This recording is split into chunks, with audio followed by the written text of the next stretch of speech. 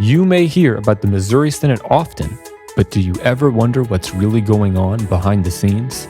Join Senate Majority Leader Cindy O'Laughlin as she provides an honest, first-hand view of Missouri politics. Thank you for tuning in to Hard Truth with Cindy O'Laughlin.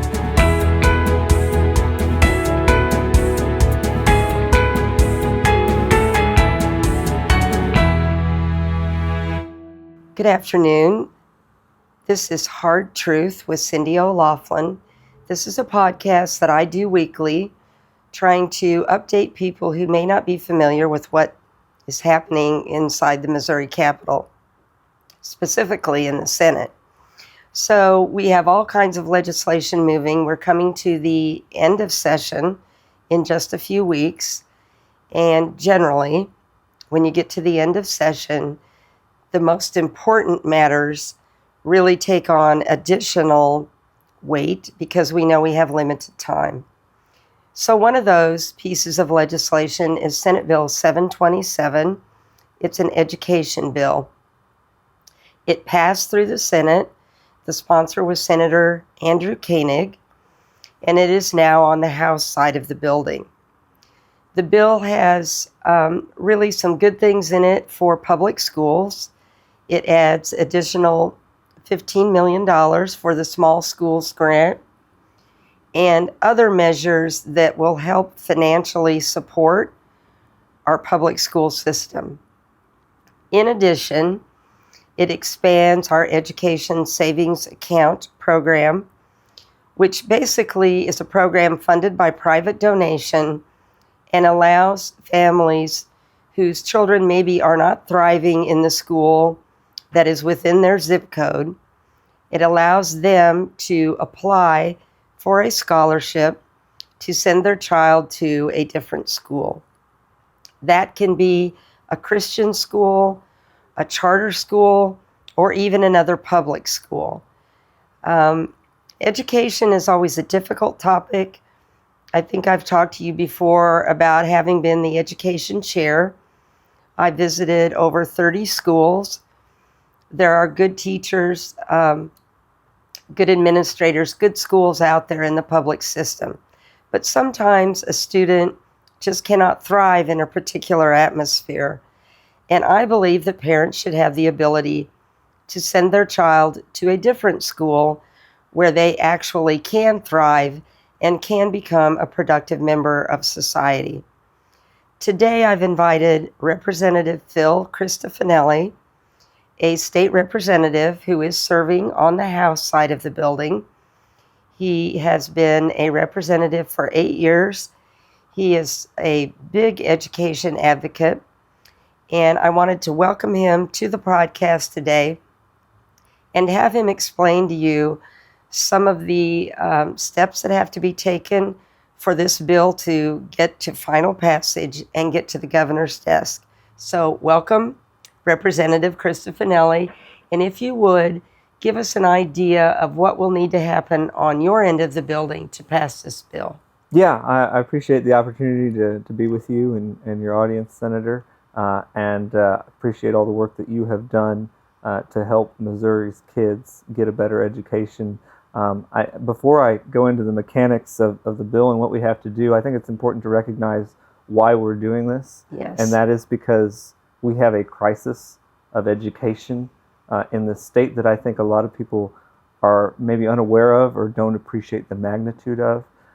There are schools in the city of St. Louis with 0% proficiency rates in both reading and math. That means none of the children in those schools are reading and doing math at grade level. We have schools in this state, especially in the St. Louis area, that have 30% of the children at 8th grade that could be classified as illiterate. And that is a complete and abject failure of our responsibility as legislators to deliver on our constitutional guarantee of a free and adequate public education. And so we have to do something. I agree. And it's 727, like every other education bill that I've ever worked on. There are parts of it that I'm really excited about, and there are parts of it that aren't my preference. But the reality is, the legislature is a body of diverse opinion. There are rural Republicans that often tend to be more moderate on these issues than I am, and they believe strongly in the public education system, the traditional public school, and they want to see us reinforce that system before we look at options and choices. I am a suburban conservative, and I believe that parents should be in control of their kids' education. And if there's a better product in the private sector or an alternative form of public school that better fits that kid, then I think the parent should be able to take that money and let it follow the child to that new school. That's my belief. We should fund students, not systems. And so, in order to pass anything through the Missouri legislature, this is not an institution that's designed to run over the opposition. You have to make an agreement with people that disagree with you on policy to come to an outcome. And I've been working on education in this state for 8 years. And we have talked and talked and talked and talked about the things that we want to do to make lives better and education better for Missouri's children. But we have passed very little. I was honored to work with Senator Koenig in passing the first school choice program in this state, Missouri Empowerment Scholarship Account Program. But that was only a program for, at max, 4,000 kids.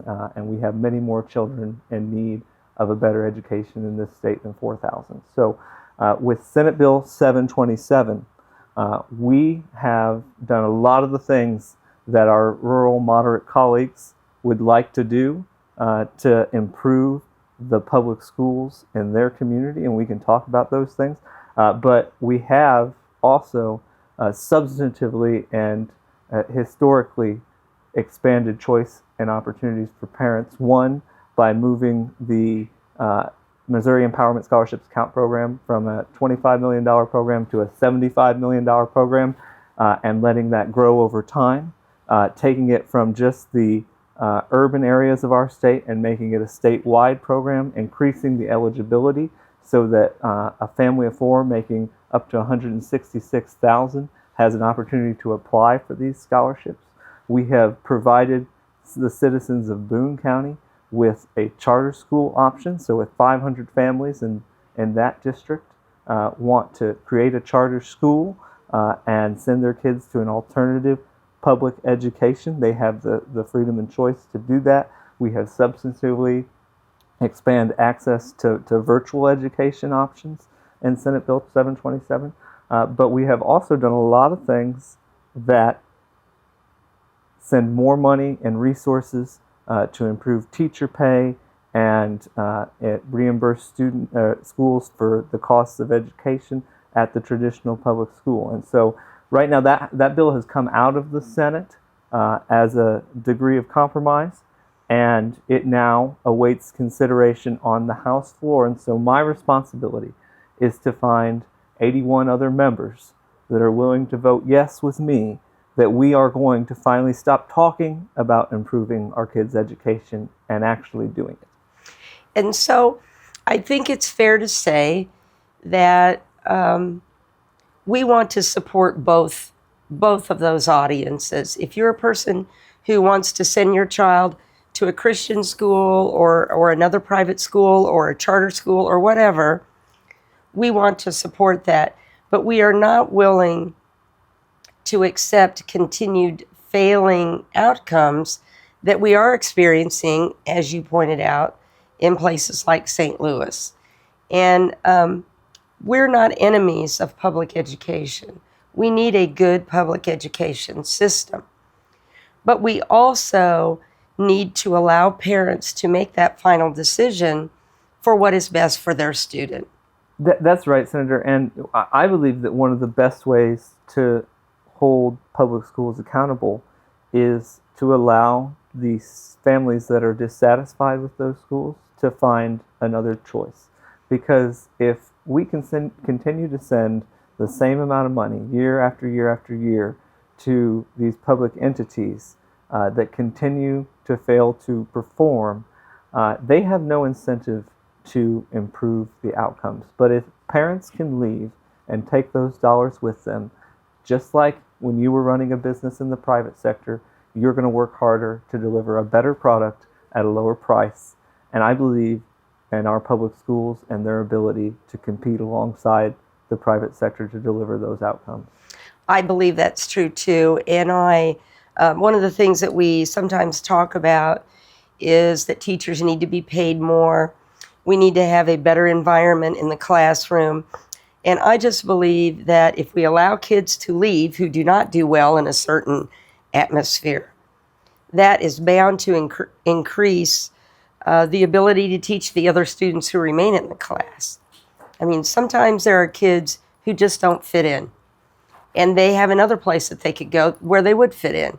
So there's no reason for us to try to lock them into a certain location. I believe, as you do, that it is our responsibility to give parents choices. And as you say, if no one can ever leave your system, regardless of, things that they feel are not happening the way they should or their outcomes are not good, if no one can ever leave, you really don't have much incentive to change.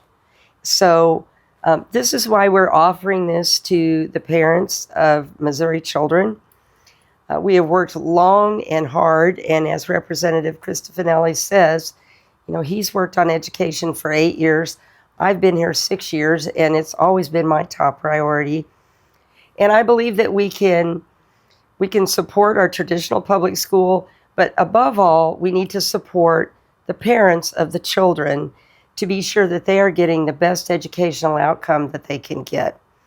I appreciate you watching our podcast today.